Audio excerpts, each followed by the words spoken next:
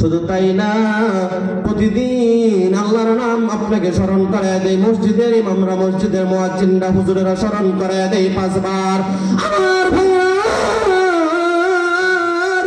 দিনে 5 বার আপনাকে আল্লাহর নাম শোনায় দেয়, আল্লাহু আকবারের ধ্বনি তুলে তুলে আজান দেয়। তারপরে আপনি এত কাছে কোরআনটা পেয়ে গেলেন।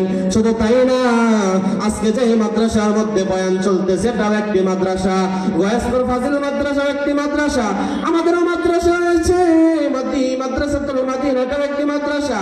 আশেপাশে মাদ্রাসার কোনো অভাব নাই। প্রত্যেকটা মাদ্রাসার মধ্যে কোরআনের শিক্ষা দেওয়া হয়, হাদিস শরীফের শিক্ষা দেওয়া হয়।